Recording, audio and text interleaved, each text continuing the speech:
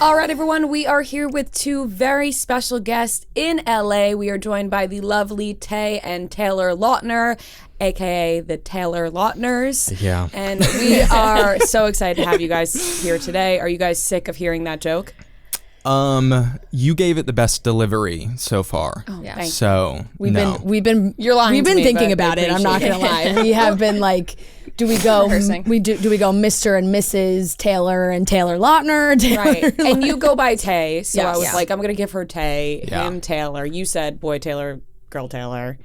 Boy Tay, girl Tay. We don't discriminate. we have things. options. Yeah. That's the good news. And we've just learned to respond to anything Right. now. So I feel like we whatever can works. sense with our friends if they're saying, like, a lot of our friends still call him Tay, but I feel like we know who they're talking to by like the tone of it, The or tone like of how they're voice. like approaching it. Yo, Taylor! Yeah, That sort of thing. definitely. That's exactly Yeah. very masculine for. Yo, what up, Taylor? Oh, It's like a dap versus a handshake. Yeah. Right. Exactly. Well, we're super grateful that you guys came on. I know you guys are No. busy, and we're honored to have you on our show. We're super excited. And you guys have just jumped into the podcast game, which has been very cool. And I love the message you guys are trying to send with the podcast. Why podcasting for you guys?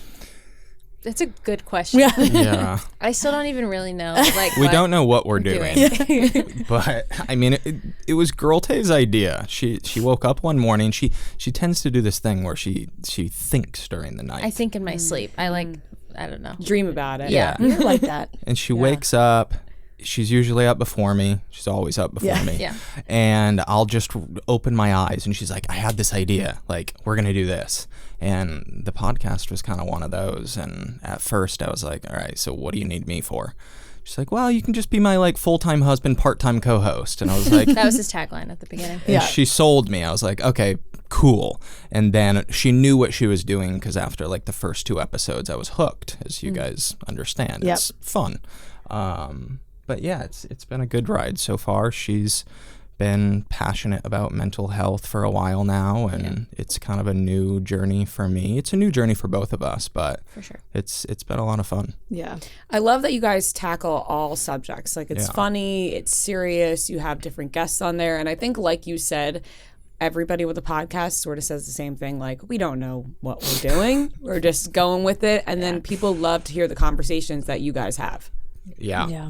I love the variety too, because sometimes when you see people in the spotlight make a podcast, sometimes it can turn into like just other celebrities coming on and you're kind of just telling each other how great each other is. Yeah. And you guys have a great variety of guests, so many people that maybe you wouldn't even expect, and people that feel really comfortable opening up to you guys, which is big. So how do you feel about like having so many guests come on and be like, I'm going to share this story for the first time and I've never done that? Yeah. I mean, it's honestly like the biggest honor that people feel so comfortable with us, because that's our whole goal with the podcast, is just to be able to give people like a platform to share their story. That's a big thing for me, because Taylor his whole life has definitely had to like combat media and like sharing his side of the story and everything. So that was a really big thing for me. Every guest we have on, like, if you say something you don't want in, we'll cut it out. Like, whatever you want to say, like, it's your time to talk about it. So Yeah.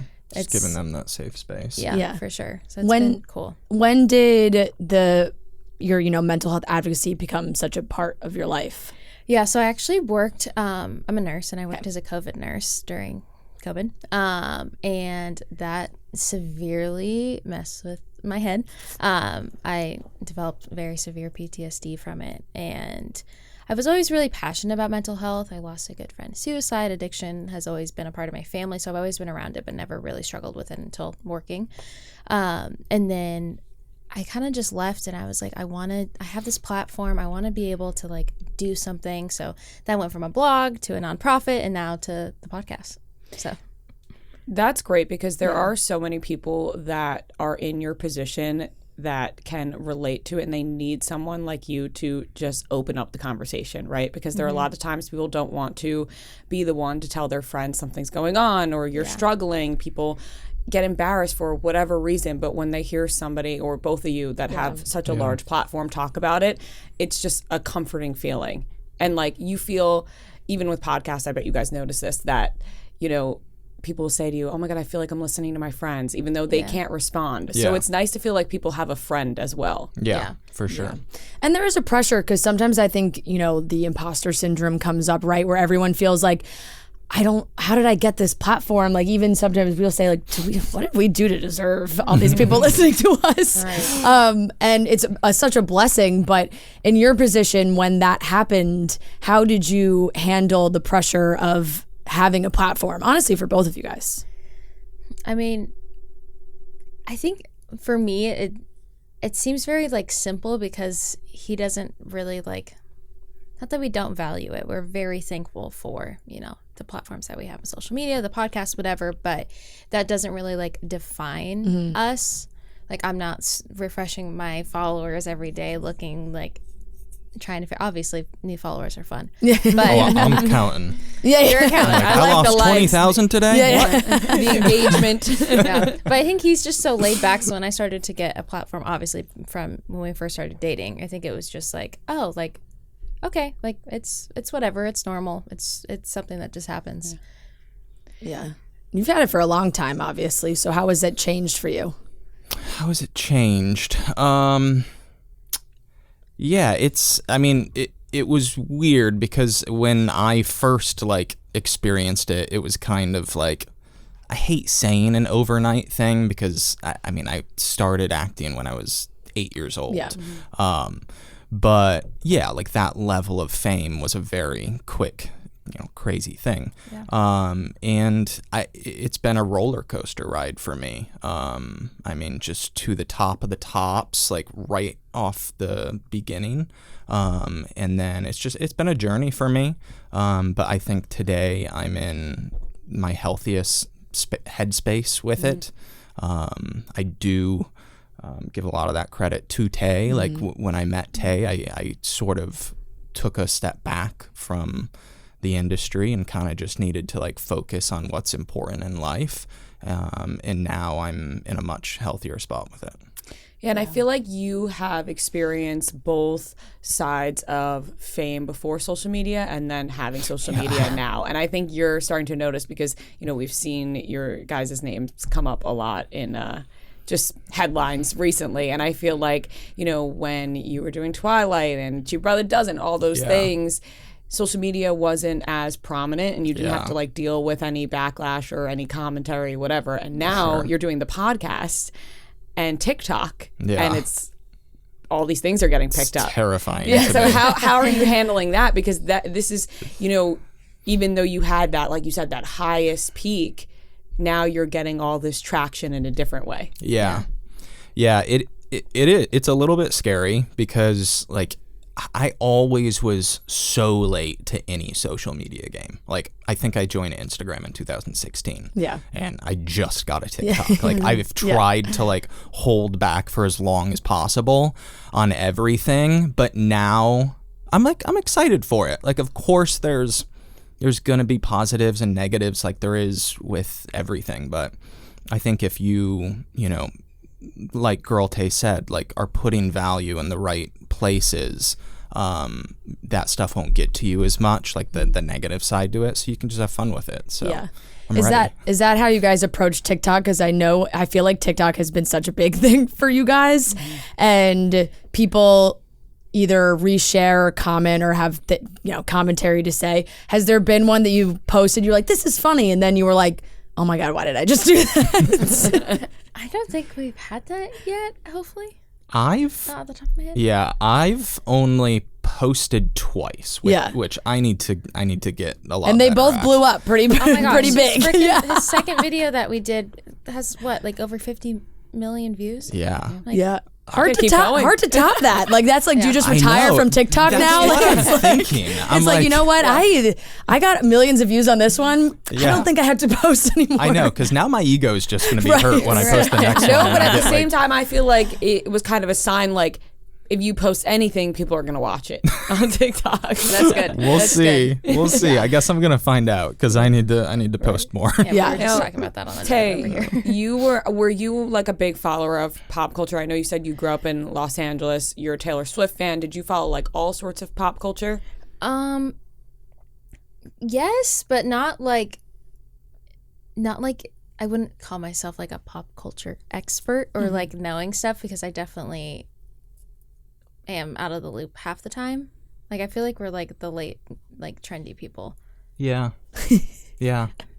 You're kind of a weird mix, because you definitely like anybody grew up being a fan of like Justin Bieber and Taylor Swift and like all these, but half of the time we do live under a rock and are very unaware of things and late to the game. Yeah.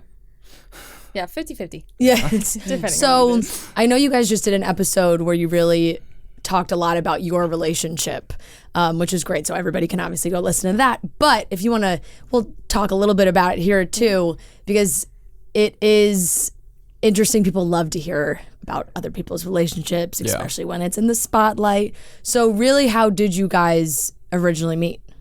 We originally met through my sister. Okay.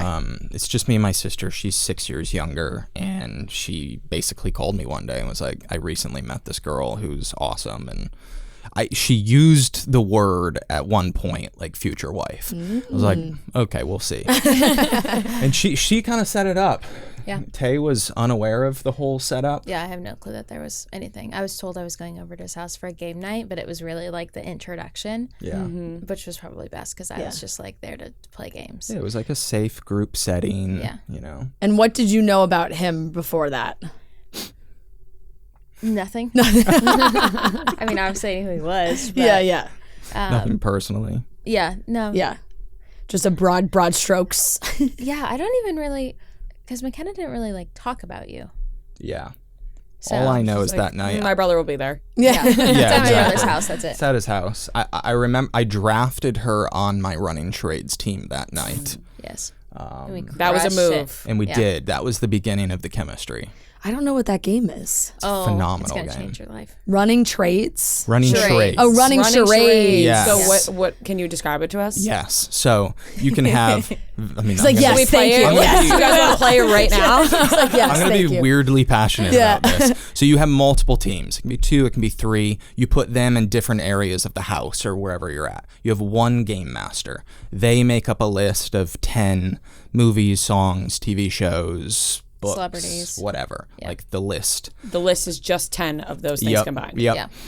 The team captains start with the game master. They'll whisper to them, movie Titanic. They have to run back to their team's room, charade out Titanic. That would be fairly simple. And whoever guesses it runs to the game master to get the next word. And it just becomes a relay race. Which team can get through the list first? Okay. So it's also a game of honor.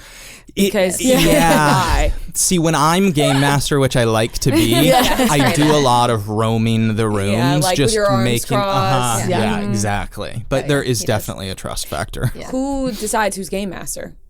It's pretty much just always Taylor. Yeah. Which he's like, Which is not a bad I thing. run the game. Yeah. I actually don't like playing because I'm insanely competitive and too competitive that we're like, if I lose, I will be in a bad mood the rest of the night. So I just decide that I should, He's really good at it too, and I do like when pointed he's at game. Fran. I saw it out of the corner of my eye. Yeah. Wasn't going to acknowledge, but I saw it. We're both pretty competitive, but Yeah, no, it will actually it's not ruin a my day. Yeah. It's not a bad thing. Yeah. Like, do you play Mafia? No, we do trivia on our show, and we Okay. do like pop culture trivia, and we play against fans. Okay. And sometimes when I just like have a bad day and I get a ton wrong that I know, I just am so angry. Like I'm just Like, leave so the room. pissed. Yeah. Like yes. I feel on you. the I'm brain. just for the rest of the disappointed in day. myself. I'm like I knew that answer. It's so Yeah. And then when we lose, I'm like that. That sucks. So do you guys have a lot of game nights because of this competitiveness? We've slacked recently. Yeah. We've been saying that we need to do more. yeah. Before COVID, we had like a lot, and then Yeah. What year did you guys meet? 20. We met very end of 2017. Okay. Yeah. And then started dating like at the beginning of 18. So you had a bunch of dating years pre-COVID because I feel like that either accelerated or made couples break up. Like it was like, whoa, this is a lot. Yeah. So how did you guys handle all that time together? I mean, well, we moved in the middle of it, but also I started working in like August of 2020. So I mean, she was a busy girl. She was in nursing school. Yeah. The second we met, she was like starting nursing, or you had just started nursing school. And then in 2020, she started working in the hospital. So I was kind of like, I was the housewife, like just staying at home, taking care of the dogs. Like, and she was working her little booty off. Yeah. But we already spent a lot of time together. Like, we don't really like leave each other's side, which is kind of annoying. Not to us, probably to people. They're like, okay, that's a bit much. But we've had enough of them. We definitely like each other enough to just hang out with each other all the time. So it wasn't like too different. Yeah. Being home. People ask us now, what's it like being married? And a lot of people have told us, like, the first year's the hardest. Like, how is it going? And we're like, really? Like, it seems like it's... But I think that's because you like each other. Yeah, like that helps. It's very important. I feel like a lot of times you see that people will just like settle with somebody or whatever it is, or they feel like they have to say marriage is hard. You know what I mean? Yeah. Like, I'm sure there are obviously hard elements to it, of course, and people have their days and their fights.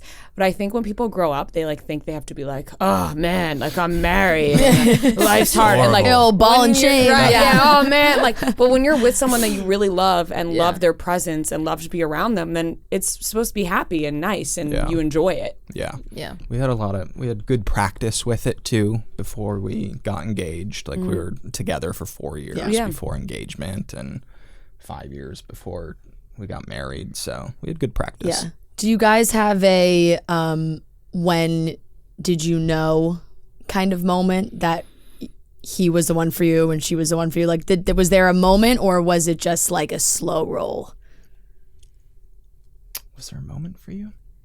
I don't know if there was like a precise moment, but I honestly just feel like from the beginning of our relationship, it would just like, I think my like heart knew before my brain knew, like, because he was hitting on me for like a bit and I had no clue, but I like somehow knew. Like, I think I knew in my heart, but like my brain didn't. Yeah. It was like when there. He was the game master. Yeah. You looked over and said, that's it. It was my friend's brother, and I was like, there's nothing going on here. My friend's and when brother. she was running around doing the charades. Yeah, I was like, that's hot.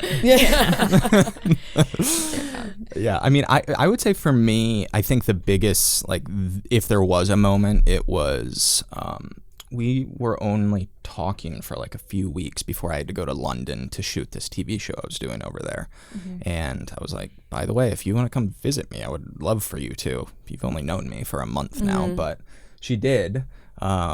She wasn't even... I was 20. Yeah, she wasn't even 21 yet, and she had never traveled alone, like, at all. I only traveled once on like a 30-minute flight. But yeah, my first time traveling by myself, my first time in first class. Literally, like, they had a glass of champagne for me walking on the plane, and I was like, what am I doing? Yeah. Taylor, like, this is a simulation. Yeah. Taylor didn't prep me at all for anything, so I had like no clue. I don't even think I realized I had like a first class seat until I like got there, right? And I didn't even really know what that meant. But yeah, it was like champagne. They make your bed for you, and I was like, no, you don't need to make my bed. And they were like, no, it's fine. And I was like, it was so uncomfortable. Yeah, but that was it for me when she visited in London. Yeah, I feel like we knew. And that was like literally we'd been together for like a month. Yeah. But I'm very thankful for that time because he was gone for like 2.5 months and all we could do was talk. So I feel like by the time he came home, we were so much closer than like we normally would have been. Right. Especially because we didn't have like that time to be physical too. Yeah. It was really just like getting to know each other on such a deep level. Yeah. I think was really cool. That makes a lot of sense. Now with the podcast, do you guys do a lot of prep before you do the show? Like, are you guys working with each other? What are we going to talk about? Or you kind of just get there, record, and like see what happens? Yeah, who's really running the show? Definitely. Yeah. She does a lot more prep than me. Yeah.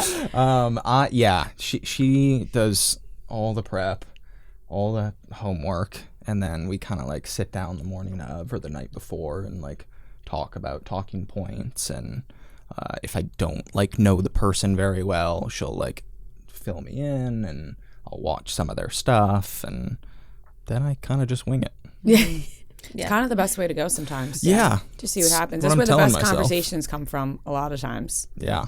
Yeah. We are, we're probably on the other end of it. We'd like to have somewhat of a blueprint but really not go too heavy on like it needs to go in this direction or this direction, because you want a conversation to flow. And if all of a sudden you're talking about like the most ridiculous thing, but you think it's entertaining, you just gotta let it go, let it happen. And we don't have like a printed sheet. Like it's literally we just in the brain. Whatever happens sometimes. Well, we have a weird chemistry, so it works. I mean, I don't like. It's just we've also been like working together for like 6 years. So at this point, Whatever you're doing, it's working. Yes, thank you very much. Thank you, and it's guys. working for you guys. Yeah. Now, Taylor, we have to ask because obviously we grew up watching Twilight, and I'm sure a lot of people ask you these questions. But we recently talked about that there may be a Twilight TV show happening. Did you hear about that? Yes, but the same way everybody else did. Right, yeah. Like I literally got the alert on my phone and was like, that's interesting. Cool, not cool.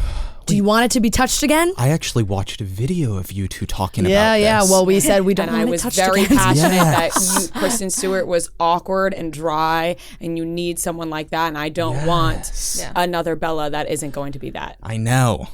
It's tricky. I think I'm with you guys. I don't know. I don't know what they have in mind. I don't know if it's like, because I think the Harry Potter thing, they're like exactly. starting over completely. You were very passionate I'm also very passionate about that. I just, Why? why do we have to remake everything?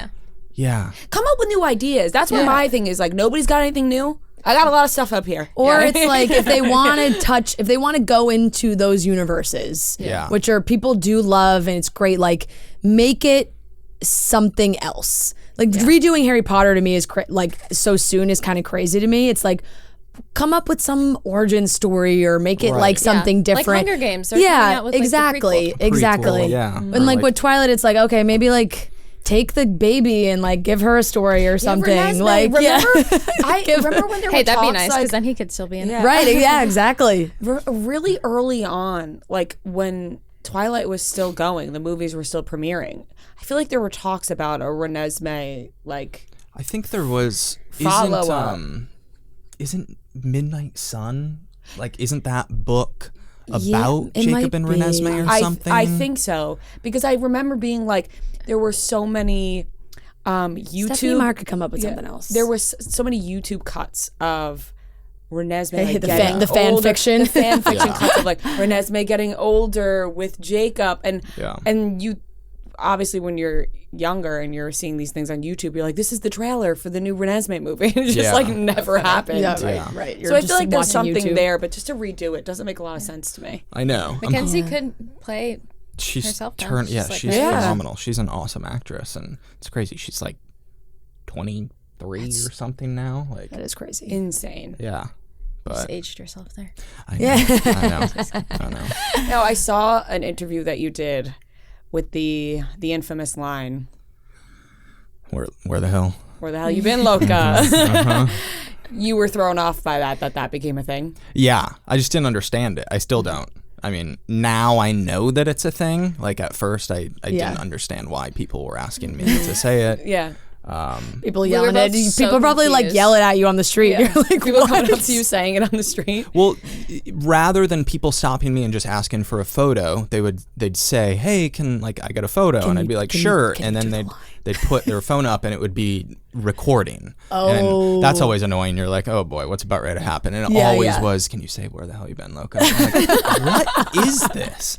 But And I was no help because I was in my era of not being in pop culture at that moment. So I still don't really. I mean, You're like, honey, I can't help you. I don't know where. I don't know what this is like, either. what is this, babe? I was like, I don't know. And Yeah. we were trying to watch it funny back. because it's TikTok with really TikTok, makes they, the craziest pick things up come on back. something, Yeah. and when they replay it over and over again, then you're like, oh my god, that was a hilarious line. But at the time, you didn't think twice about that. But you're like, I didn't even remember saying yeah, it. it's like, why did he call her Loca? Like, where the hell did that come from? I mean, I just think with that series in general, there were, questionable, funny lines, and you just didn't question anything when you read it on the script. Yeah. So, yeah, that must have been one of them. Not a lot of improvising. That wasn't an improvised line. No, that one definitely was in the book. Yeah. So, I mean, you started acting so young, and that Twilight was such a massive sensation.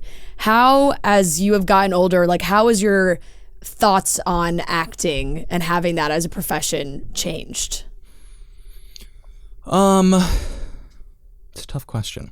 My thoughts on it. I mean, yeah. So I feel like it's hard to come out of something that's always so Yeah, huge. and I think that's why it was so difficult, and I felt like I needed a step back from it because, yeah, when you're a part of something like that, you have this like massive target on your back, and it's almost near impossible to live up to the expectations. But I always, being as competitive as I am, you know, I hold myself to high standards, and I want to live up to those expectations. I want to, like, you know, feel like I'm successful, like I'm doing, you know, like I'm performing to the best of my ability. I started as an athlete before I, you know, started acting. So I kind of just have that mentality in me. And I think it was just getting to me because some things were out of my control, and and it was tough, to be honest. So I think I needed a step back to figure out whether, you know, I want to still dabble here and there or do something different. And yeah, like I was telling you guys at the beginning, like now, like I have a much healthier view on acting, and you know, definitely willing to, if the right project comes along, jump back into it. Yeah. I'm very happy to hear that you feel like you're in the healthiest headspace and a much better, healthier place. And I feel like now with your guys' podcast and social media, you can really sort of be yourself as a profession too. You know, like acting, you're playing somebody else, and it could be hard to transform into that role. Would you agree with that? That like sometimes it's easy to just kind of be yourself, even if it comes with criticism. Yeah, I mean, with the way the world of the internet is and everything today, it is awesome that there's so many different avenues you can do. You know, I mean, there's just, the options are endless. I mean, I do love playing other roles that aren't me, but yeah, it is cool to be able to, you know, make social media, podcast, TikTok, like into a living. Yeah. It's fun. Yeah, and you've made some comments recently, like I said, that have been picked up. Specifically, the Taylor Swift, you know, "Pray for John" comment. Yes. How did that go over after you did that? I mean, I knew it would definitely get a bit of traction, but I didn't know that much. Yeah, I didn't think twice about it. We were on the Today Show promoting the Squeeze, and we did like a short little quick sit down interview right after with this lovely girl who was great. But yeah, one of her questions was like, "Are you like nervous about the coming album?" And It is like, such a funny question, but like, am I nervous? Yeah. No. Have you heard the song? Not nervous. yeah. And then I just literally, I don't know where it came from. Just out of. You're just being funny and being yourself. I was just being stupid. And I was like, but praying for John. It was very funny. Like, Which is the general. It's like, I'm good. My song's good. The general sentiment is like, ooh, not great for John Mayer, but hey, your song wasn't bad. Yeah, I was feeling fine. But yeah, of course that got picked up. And then after it got picked up like crazy, this was before I had a TikTok, I did say to Tay, I was like, "Do you want something fun for your TikTok?" And she was like, "What?" And I was like, and I literally just airdropped her a video that I already recorded. Yeah. It's like, put this one up. I've been cooking this one. So funny. Oh man, I was a little bummed when you got a TikTok because now I don't get No, you don't get all the content. No, I get to post content. But yeah, it's like, I'll share. Babe, are you gonna post that one on yours or That conversation has definitely happened. It happens. Yeah, she's like, what about the show page? Squeeze, you know, there's a TikTok there. Yeah. That's really funny. true. Oh man. Well, the Squeeze is a great name. Girl Tag, can you explain like where that came from? Yeah, so when I first left the hospital and I started my mental health blog, the name for it is Lemons by Tay. And I don't even really know how I thought of that, but that was kind of how it started. And then from you had the whole like making lemonade. And the cliche like life gives you lemons. But at that point in life, like life was chucking lemons at me like so hard I couldn't come up for air. So that was kind of where that started from. And then from there, my nonprofit is called the Lemons Foundation. So kind of just kept playing off of that. And then when we were trying to think of names for the podcast, we thought of the Squeeze. And I was like, okay, wait, I'm obsessed with this name. And it's such a fun little playoff. And like the Squeeze is like the juice in our mental health. Like we can it's like a great use it in name. so many It's a great name. And especially when you have so many great conversations, it's like you're getting the juice out of these Squeezing people. out the good stuff. Yeah. When she told me that one, I was like, Winner. that's definitely Winner. it. It's a really good one. You know. Yeah. If you hear the name, you know it. And that's once a week on Wednesdays, right? Yes. Which is amazing. You can listen wherever you listen to podcasts. We're gonna wrap up. I do have. I mean, we're big Twilight fans. Yes. We grew up like that. we We were went to all the midnight premieres. We were Jacob gals. you? Jacob gals. And I like, it's a hilarious film. I actually have more, but I'm just Well, gonna you show about the to one share. of me. I'll tell a quick story. This Yes. weekend I was home with my parents and I was like, going to LA this week, like I'm interviewing somebody I was a big fan of as a kid. And I was like, Mom, I'll give you one guess. And she was like, Taylor Lautner. And I What? was like, yes. Oh my gosh. Because I just like loved I loved TV shows and movies and like Twilight, like things like that. You know, I always talk about High School Musical and Disney Channel and all of those things. And I was like, yes, actually. And she was like, what? And I was like, it's both of them, like his wife too. And she goes, oh, they're such good people. Like she was like, I see their videos. They're such good people. Oh my gosh. That's so nice. And I was like, they really do seem like great people. That's so Oh my gosh, sweet. give her a hug. I will. For real. She's the cutest. So sweet. I'm like, I guess I'm a freshman, sophomore in high school, and that was when like you could get these like cardboard cutouts, and my aunt got me the Jacob cardboard cutout, and it was in my room next to my Jonas Brothers posters. And then my semi-formal dance, I brought it to take pictures with. That is so And so I don't like want it on good. camera because there's a ton of other people in these pictures that, you know, would not want to be out here. But like, look how funny this is. Like, it's like stop. And like, none of us brought dates, so and we just had this cardboard cut. You were everybody's shared date. You know, like everyone took turns taking pictures with it. I know. Yeah, That's like so it's like sweet I'm of like, me. and this was so sincerely posted on my Facebook. Oh, where is that cardboard cutout today? You know, Probably in the trash. that cardboard cutout lived a lot of lives. Like once true. we started to get a little bit older and I would have friends over, we would have parties, so cool. And people would be like, friend, what the hell is this? I had a Justin Bieber one also. It's also one of those things that you break out the cardboard cutout when you get older, and you're like, look, Jacob's drinking I a know. beer. Yeah, exactly. No. Oh my God, I actually have that picture. Claire sent me that picture. It's just a classic thing because my neighbors had the Jonas Brothers ones, and I remember like a couple years ago they broke it out. We were like, I'm like, that's the exact one put under like the Oh my gosh. keg. I know. So funny. I know. And I think that's also when like Vine was really big. Yeah. So we would joke around and like put it in the car with us Yeah. and like the heads out the window. Oh my gosh. So many ridiculous things. I lived a good life. But it did, you know, he really did. The Jacob cardboard cutout had lived many lives in I've at seen my house. a lot of videos. it's probably on eBay somewhere. I know. I wonder if they do exist. Oh, they somewhere. definitely they have probably to. do. Yeah, they have to. There's so There's no many way. of those. Like I was mentioning, like all the like J14, Tiger Beat, like all those magazines. There's probably people collected those. I honestly, looking back, I wish I did. Yeah. Because those were so cool when we were younger, and you had the subscriptions. They come to your house. I used to beg my mom to. I had a wall. Yeah, I had a they were so fun. floor There to were, like, ceiling wall games in covered there. my room. Yeah, those were the Of all best. the J14 Tiger Beat. Yep. It was mostly Nick Jonas. Yeah. But yeah, we know. Yeah, we know. We know. I mean, no breaking news there, but that was, I wanted to share because I thought that That's was funny. incredible. And, you know, love it's that. like it's That's full so good. circle moment It for is, both of us. really. We were like, wow, this amazing. This career has gifted us so many amazing things, but really getting to like sit down and have real conversations with people that we have followed and cared about and love to see what they're doing is like the coolest thing Right. ever. It's so cool, and it feels so normal too. Like, you know, Yeah. we're just like chatting. With, It's best. You know, feels like friends, even Well, though we it's- just met. And I can confirm to my mom that you guys are good people. I'll Yeah. tell her now. Yes.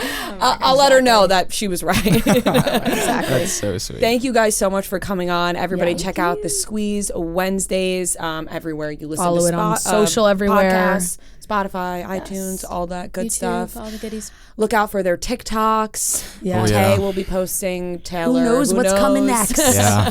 See what this mind is Steven. cooking. Yes. All right. Thank you guys Thank so you much. guys Thank so you. much. We're big fans of you guys. Thanks for having us. Thank you.